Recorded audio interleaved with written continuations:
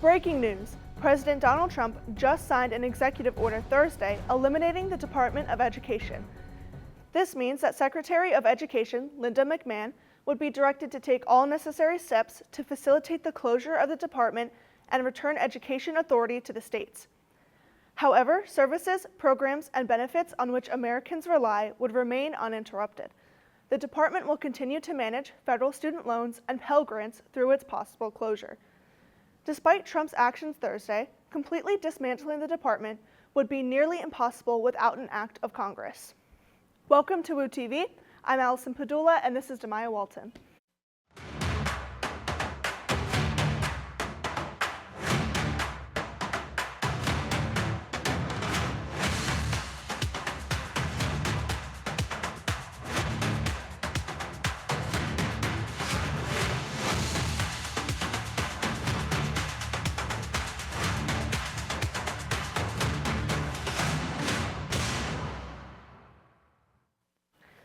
This past week, Widener gave out their Excellence in Research Award to selected professors.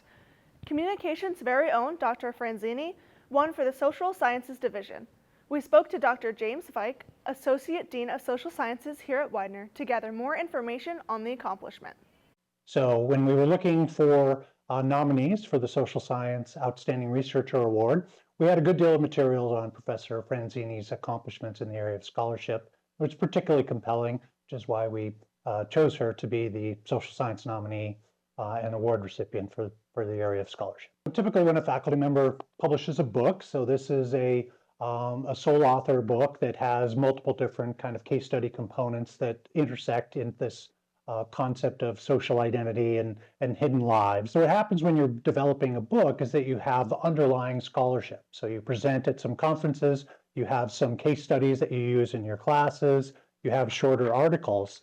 So what Professor Franzini has been working on this concept of social identity falls into her focus on kind of popular culture and teen and tween entertainment programming.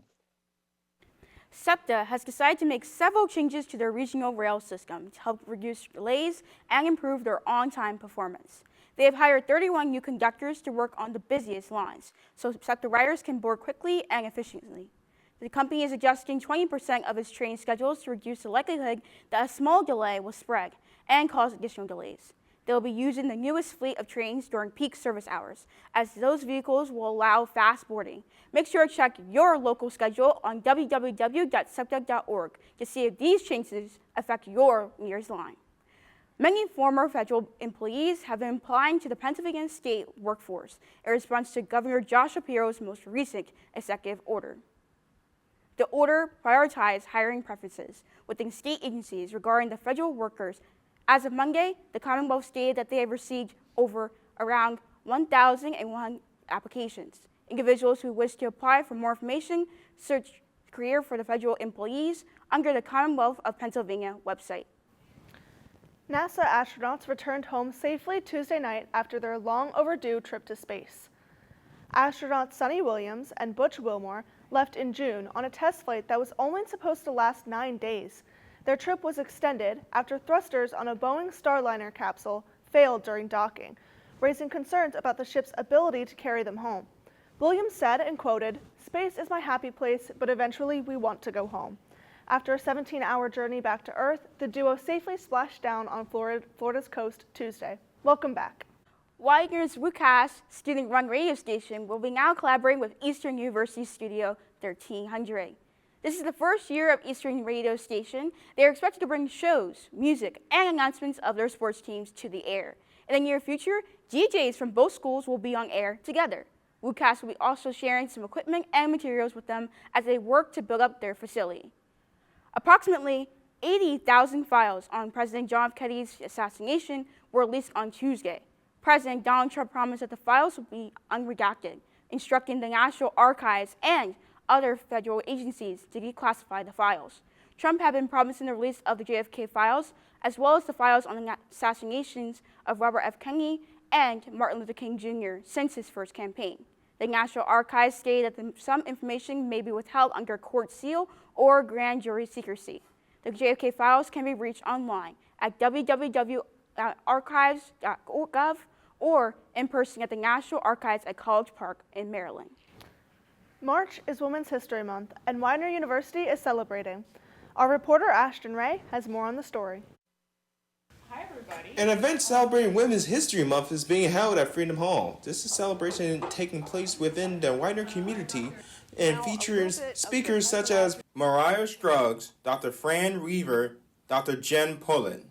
They are discussing the significance of Women's History Month and its importance. Women's History Month means unearthing all of the stories that are hidden or have been hidden for a whole bunch of reasons. And so it's an opportunity to celebrate all of the contributions that women have made throughout history, to get to know more of their names and their contributions, and a whole bunch of joy. The event aims to educate the Widener community about the meaning of Women's History Month. This includes topics related to gender identity, challenges faced by male and females, biology, and more. All the physical sensations that they're creating in our bodies help us understand, our innermost thoughts and workings. And then we also have gender expression. So how are we choosing to express ourselves? And then how is our culture, how is society interacting with the way that we are expressing ourselves? As you can see, Widener's community is really supportive of Women's History Month. Also being held on March 26th at Freedom Hall, another discussion on Women's History Month. It will be the last event being held at Freedom Hall. Reporting for Woo TV, I am Ashton Ray. Thank you for that, Ashton. After finding funding from a PA Attorney General, Dave Sunday, and the Foundation for Delaware County, Crozier Health Facilities were expected to be able to stay afloat. Now, an attorney for the company says that the money will run out far too soon. The Crozier Health Facilities includes the Chester Medical Center, which is right off Widener's campus, Taylor Hospital, and other facilities. The parent company, Prospect Medical Holdings, has filed for bankruptcy, leaving over 3,000 jobs on the line. Lawmakers are working to gain more funding or have another healthcare provider come to the rescue and take over Crozier Health. Philadelphia Eagles legend Brandon Graham has now announced his retirement. Let's head over to the sports desk with Dillon Hastings. We will have more about the two-time Super Bowl champ's retirement after this quick break. Wherever you go at Widener, you've always got your pride. Everywhere you go, and behind everything you do. And before you know it, you are working in your field, realizing your life's ambitions before you even leave Widener. If you have a dream, come join us. Widener University. Many roars, One pride!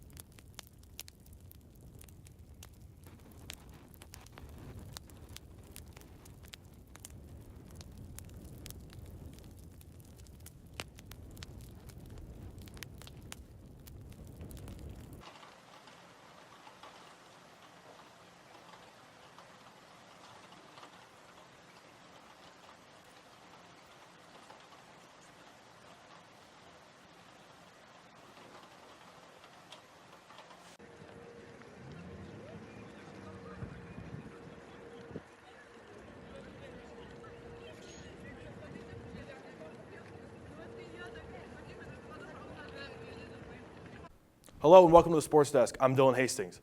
Philadelphia Eagles defensive end Brandon Graham announced his retirement from the NFL on Tuesday.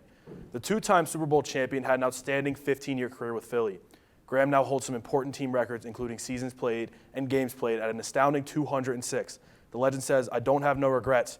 Graham also said he wants to stay involved with the team. Speaking of the Birds, they've been having themselves a very busy offseason. For starters, five-time All-Pro right tackle Lane Johnson reworked his contract on Monday to add an extra $8 million over the next two seasons, along with another $30 million in guarantees. The near 35-year-old will now be earning $48 million over the next 2 years. In even more Eagles news, they have signed multiple free agents. Edge rusher Azeez Ojulari, defensive back Adoree Jackson, linebacker Josh Uche, and running back A.J. Dillon, just to name a few. These signings are attempted replacements for the players they've lost in free agency. This tough season for the Sixers continues as forward Paul George received injections in his left adductor muscle and left knee Monday night and has been ruled out for the rest of the season. The 34-year-old only played 41 games this year after signing a 4-year, $212 million Supermax contract over the summer. In some Widener sports news, women's basketball player Mia Robbins finds herself on D3Hoops.com All-Region 5 team for the second consecutive year. Robbins did put up great numbers this year, averaging 18 points along with 8 rebounds on great efficiency. Multiple Widener track athletes earned All-American honors at NCAA's track and field championships. In men's, Mateo McCraw earned first-team All-American in triple jump. In the 400 meters, Sam Knowles picked up second-team All-American. For the women's mile, Gabby Nye had 2 races that ended with her earning second-team All-American status. Kyla Robinson placed 4th overall and first-team All-American pentathlon, along with second-team All-American in triple jump. The Phillies have made a major move in their clubhouse earlier Thursday, optioning backup catcher Garrett Stubbs to AAA Lehigh Valley. With the change, Rafael Martian is to open the season as the backup catcher to JT Realmuto. In other Phillies news, Johan Rojas returned to center field today after being restricted to the team's DH during spring training. The defensive ace is expected to operate as the Phil's 4th outfielder this season.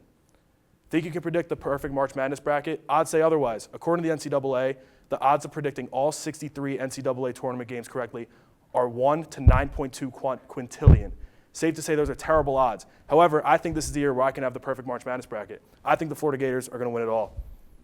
Thank you for watching the Sports Desk. I'm Dillon Hastings. We will be right back to the desk after this break. Let's go, Pride!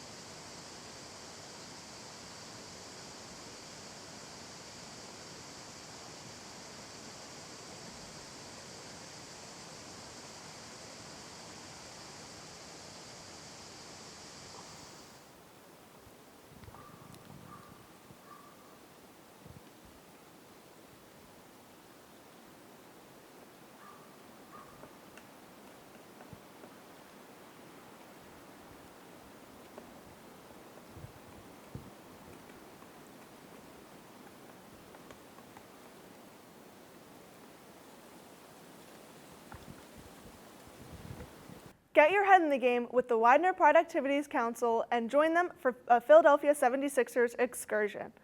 The trip to the game will be on Saturday, March 29th. Buses will leave at 6:45 p.m. Visit the PAC Instagram to get tickets. With the return of baseball, Citizens Bank Park has new food options. Long-term food and beverage partner at the Phillies, Aramark, announced the new items Red Velvet Affogato, S'mores Quesadilla, and Kyle's Cutlets. CEO Aramark Allison Birdwell stated, "We create innovative menu offerings that cater to our food and fans, while also introducing fresh, exciting, and dynamic flavors. Try these foods out at Philly's home opener, which is set for March 31st. Let's check in with Dillon over at the Weather Center to see if spring is around the horizon. Welcome to the Weather Center. This week, on Saturday, we'll be having a partly cloudy day with a high of 64 and a low of 32. On Sunday, it will be another partly cloudy day with a high of 51 and a low of 41. On Monday, it will be a little bit rainy with a high of 57 and a low of 41. Another partly cloudy day on Tuesday with a high of 58 and a low of 37. And then on Wednesday, a cloudy day with a high of 53 and a low of 32. That's all for the Weather Center. Right back to the desk. Thank you for that update, Dillon. I'm so excited to see everyone on campus in this gorgeous weather. Are you using AI in an innovative way? Widener is hosting its 2025 AI Day competition. All of Widener is invited to participate. Students, faculty, and staff have submitted projects using AI to solve a problem. Competitors can win several prizes, including a grand prize of $500 for students. AI Day is an all-day event on March 21st, including events focusing on AI in education, workshops demonstrating AI tools, and of course, the project showcase. For those interested, the competition will be held this Friday from 8 a.m. to 6:30 p.m. For the second time in 6 years, Forever 21 has filed for bankruptcy. After competing with other fast fashion brands like Temu and Shein, the company has decided to start shutting down all of its locations. They revealed that hundreds of employees will be laid off. but all its stores and the website will remain open for the time being to pay for their employees.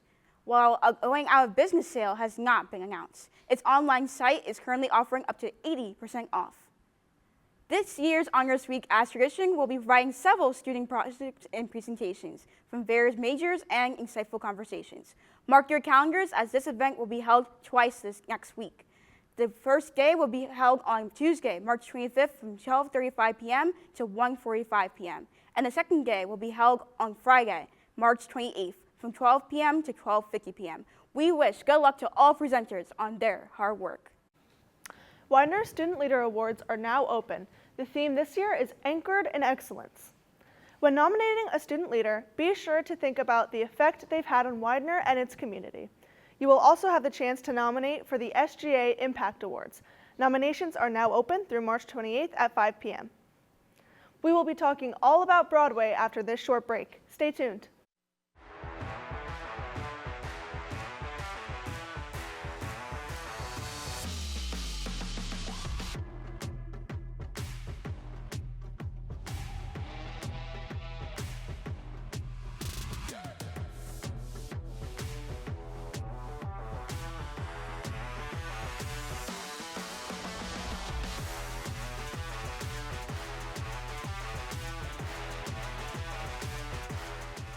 Broadway shows are buzzing around Philly. As a celebration to this year's Broadway season, several shows will be available at select Philly theaters. Here are the shows on the docket. The return of the beloved Sound of Music will be performing from March 31st to April 5th.